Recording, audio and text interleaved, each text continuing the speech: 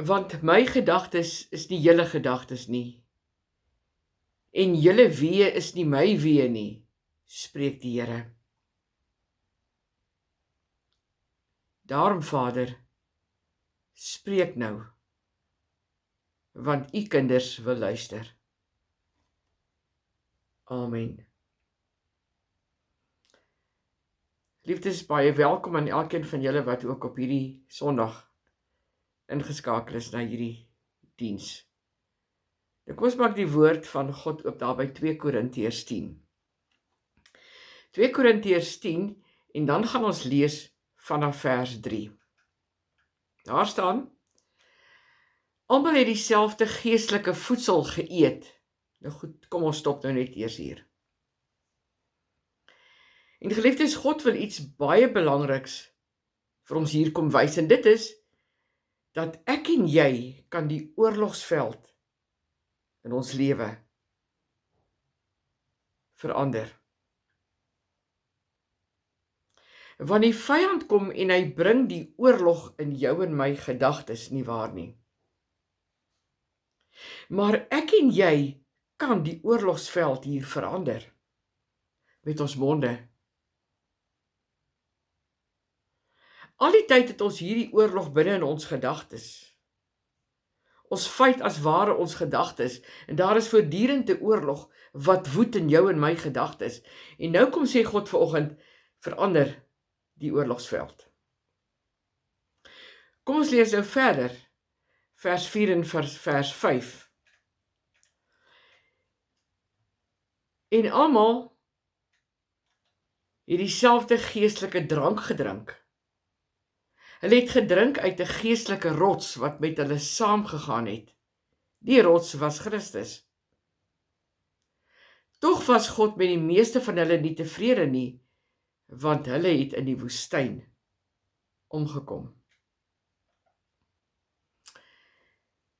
Dis tyd, geliefdes, dat jy jou gedagtes gevange sal neem en dit sal onderwerp aan die kennis van God. En dit beteken, jy sal die woord van God moet ken, sodat jy dit kan spreek, om sodoende jou gedagtes in gevangenskap te kan neem. Luister wat sê die woord. Die planne wat ek, God, aangaande jou koester, is dat jy voorspoedig sal wees. Maar die probleem is, jy sê dit saggies binne in jou gedagtes, en daardeur verander jy nooit die oorlogsveld nie. En daarom besit jy ook nooit jou gedagtes nie. Want luister wat sê Spreuke 20. Deur die regte woorde te gebruik, kan 'n mens sy honger stil. Hy kan genoeg kry om te eet deur wat hy sê. Met ander woorde, jy kan versadig word met wat jy spreek, nie met wat jy dink nie. Kom ons lees vers 21 van Spreuke 18. Die tong het mag oor dood en lewe, en die wat lief is om te praat, sal die gevolg dra. Luister mooi, geliefdes, daar staan nie. Dood en lewe is in die mag van jou gedagtes nie. Dit is in die mag van dit wat ek en jy spreek. En dit is hoekom ek en jy veronderstel is om te praat, maar let wel, om reg te praat. Om te begin spreek teen jou gedagtes, want op daardie manier neem jy jou gedagtes gevange. Ek weet wat mense sê, en ek self het dit al so dikwels gesê, the battlefield is in your mind. En dis waar. Maar hier is 'n baie belangrike maar. Ek en jy het die krag om die oorlogsveld te verander met ons monde. Geliefdes, ek wonder of hierdie kosbare waarheid al ooit in jou gedagtes opgekom het. Dit staan in die woord, maar ons mis dit. Daarom wat jy ook al praat, luister mooi, dit word in die atmosfeer vrygestel. Daarom praat jy, en wanneer jy verkeerd praat, dan voel jou siel swaar nie waar nie, en luister, jou gees en jou siel hardloop slegs op dit wat in die atmosfeer is, en daarom sê God, verander die slagveld. Geliefdes, ek en jy het die mag om enige vesting te vernietig. Luister, wat is 'n vesting? Ekskuus, wat is 'n gedagte? Dis niks anders as 'n vesting nie. So hoe vernietig jy dit? Jy vernietig dit deur reg te praat. En onthou, jou gedagtes is nie in die atmosfeer nie. Dit wat jy spreek, stel jy vry in die atmosfeer. Maar wag 'n bietjie. Jou gedagtes is in jou atmosfeer. En dit is hoekom dit nie net moeilik is nie, maar feitelik onmoontlik is om 'n gedagte te verander. En dit, geliefdes, is hoekom God sê, jy kan slegs 'n hardlopende gemoed verander met 'n hardlopende mond. Want dan verander jy die atmosfeer. En wanneer jy dan praat, dan verander die atmosfeer binne in jou ook. Want glorie, heerlikheid, verander van jou gedagtes na jou mond, na die atmosfeer, na dit wat jy sien en leef. Ek vertrou jy hoor wat God hier vir jou wil sê. Geliefdes, glorie is nie om binne in jou en my te wees nie. Glorie is waarin ek en jy moet leef. En dit is hoe ons glorie verander. Ons verander die slagveld. En daarom kry ek en jy elke dag pak slaag. Luister mooi, die vyand sal die hel uit jou en my uitslaan, want jy verander nie die slagveld nie. Jy bly op die slagveld wat die vyand goed ken. Maar die krag, die woord sê, die krag is nie in jou gedagtes nie. Die krag, lewe en dood, is nie in jou gedagtes nie. En onthou, jou verstand is buigsaam. As jy na 'n prentjie sou kyk, dan sien jy iets. Maar iemand anders sien iets anders in dieselfde prentjie. Nie waar nie? Wel, geliefdes, hulle noem dit kognitiewe denke, wat beteken dat jou verstand is buigsaam. Dit is hoekom jy kan, en jy moet weet dat jy die slagveld verander, want dit staan in die woord. God sê jy kan dit doen, en daarom as ons net heeltyd 'n Godgedagte kan hê. Met ander woorde, 'n gedagte van God. Geliefdes, ek hoor baie duidelik hoe die Heilige Gees vir my sê, eintlik is dit so snaaks. Luister mooi. Jy het byvoorbeeld 'n nuwe paar skoene aan. Maar jy sal nie daarvan hou om in die modder daarmee te loop nie waar nie? Dis nuwe skoene. Nou is die snaaks hiervan. Luister. Hoekom sal jy jou gedagtes vat na 'n vuil plek waar jy nie bereid is om met jou nuwe skoene te loop nie? En dit is die vraag wat God jou vanoggend vra. Jy sal jou gedagtes vuil maak, maar jy is nie bereid om jou skoene vuil te maak nie. Hoekom is dit so? Dit is omdat ons as mense vasgevang is in dinge soos ons skoene, wat belangriker is as ons gedagtes. En eintlik, geliefdes, is dit so hartseer. Kom ons blaai nou na Psalm 139, en dan lees ons eers net vers 7 en 8. Daar staan, waarheen sou ek gaan om u gees te ontvlug? Waarheen sou ek vlug om aan u teenwoordigheid te ontkom? Klim ek op na die hemel, is u daar. Gaan lê ek in die doderyk, is u ook daar. Nou die Engelse vertaling praat van die doderyk as Sheol, en dit beteken hel. Kom ons lees nou verder van vers 9 tot 16. Vlieg ek na die ooste of gaan woon ek in die verre weste, ook daar sal lei u hand my, hou u regterhand my vas. Ek sal die duisternis kon vra my weg te steek, of die lig rondom my om 'n nag te verander. Maar vir u is selfs die duisternis nie donker nie, en die nag so lig soos die dag, duisternis so goed soos lig. U het my gevorm, my aan mekaar geweef in die skoot van my moeder. Ek wil u loof, want u het my op 'n wonderbaarlike wyse geskep. Wat U gedoen het, vervul my met verwondering. Dit weet ek seker. Geen been van my was vir U verborge toe ek gevorm is, waar niemand dit kon sien nie. Toe ek aan mekaar geweef is, diep in die moederskoot. U het my al gesien toe ek nog ongebore was. Al my lewensdae was in die boek opgeskrywe, nog voordat ek gebore is.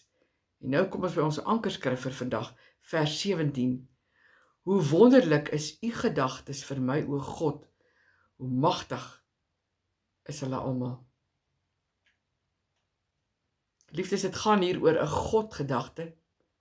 Dawid sê, my gedagtes is nie belangrik nie, maar dit gaan oor God se gedagtes. En jou en my gedagtes, geliefdes, as ons maar net by 'n plek in ons lewe kan kom waar ons kan sê, hoe kosbaar is God se gedagtes vir my? Eintlik is dit maklik om 'n God-gedagte te hê. Kom ons gebruik die volgende voorbeeld. Jy's op die pad. En die persoon in die motor voor jou lyk of hulle nie baie seker is waarheen hulle wil gaan nie, en nou begin jy jouself opwerk. Want die verkeer vloei nie vlot nie, en jy begin om gedagtes te ontwikkel. Maar jy vloek nie, jy praat nie in vreemde taal nie, jy los dit net. Dit, geliefdes, is 'n God-gedagte. Want God hou as ware jou gedagtes vas, sodat dit nie morsig raak nie. Dis 'n God-gedagte, en dit is wat so belangrik is. Nou, geliefdes, is die vraag, kan jy jou gedagtes vat waar jy met jou nuwe skoene wil loop? God wil hê ek en jy so 'n bietjie daaraan sal dink. Wanneer jy na enigiets kyk, dan ontwikkel dit gedagtes by jou nie waar nie. Nou is jy bereid om met jou nuwe skoene te gaan waar jy jou gedagtes wil vat. Wanneer jy aan ander mense dink, voordat jy begin om te skinder, sal jy met jou nuwe skoene in daardie gemors instap, want dis presies wat skinderpraatjies is.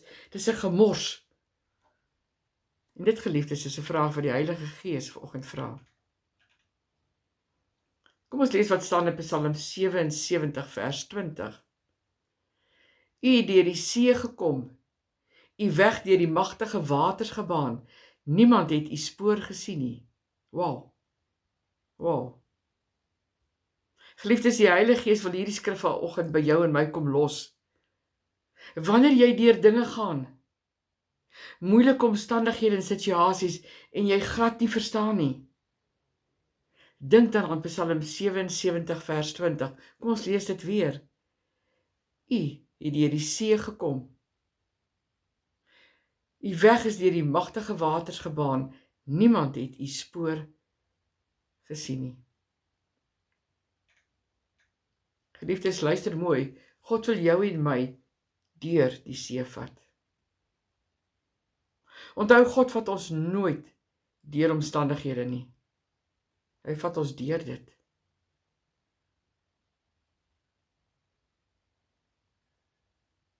Hy het ook deur Israeliete deur die see gevat. Dit sou dalk korter gewees het om die see, maar hy het gesê, hy moet hulle deur die see vat. Hoekom? Sodat hy hulle gedagtes op hom kon vestig. Hy het gesê, hulle sal my voetspore nie sien nie, maar hulle sal weet dat dit ek is.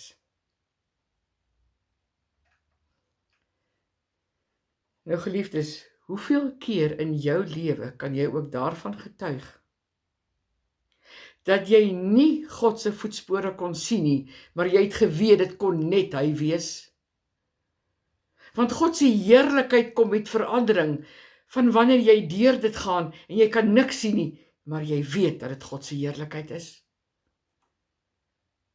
Kom ons blaai na Eksodus 31. Dan lees ons van vers 1 tot en met vers 6. Die Here het vir Moses gesê, kyk, ek het vir Besaliel uitgekies.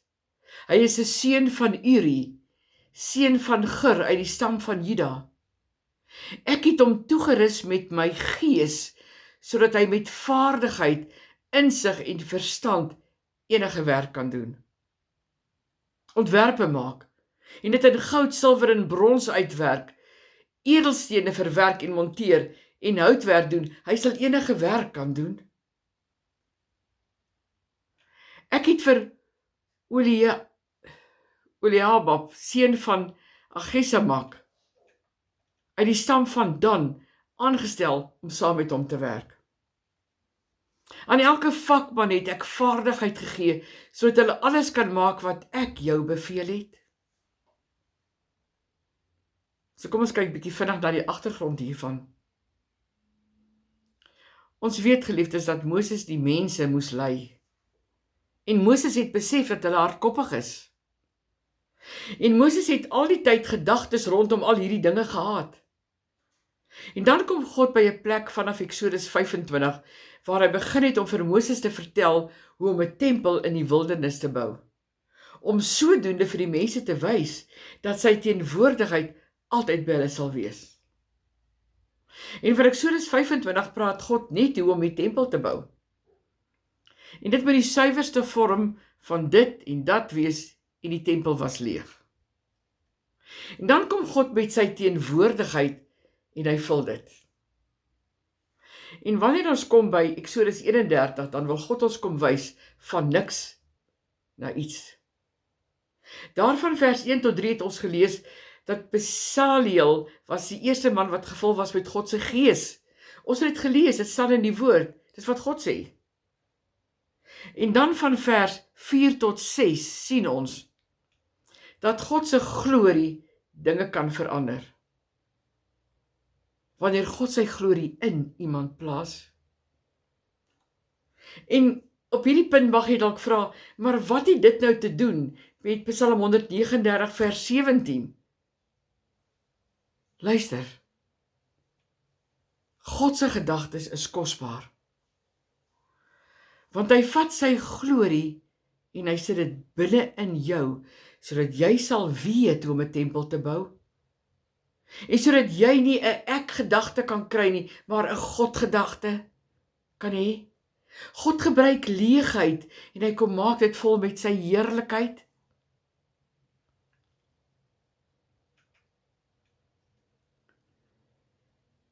Hoe leeg voel jy vanoggend?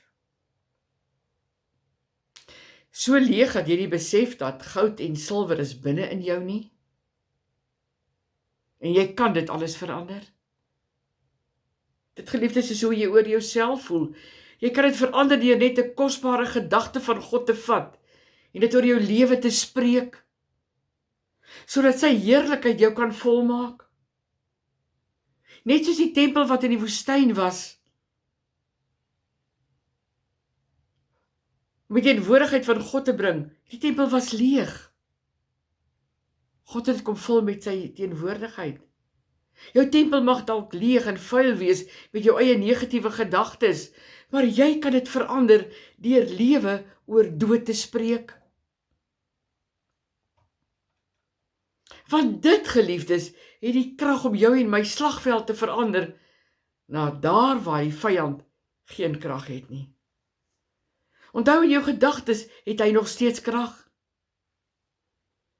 Maar begin vandag om die oorlogsveld te verander met jou woorde, en dan sal jy besef, goud en silwer, die glorie van God is binne in jou. Maak net jou mond oop en spreek dit. Kom ons gaan vinnig terug na Spreuke 18, vers 20 en 21, en ek lees dit vir jou nou uit die Amplified Bible. Luister wat staan daar.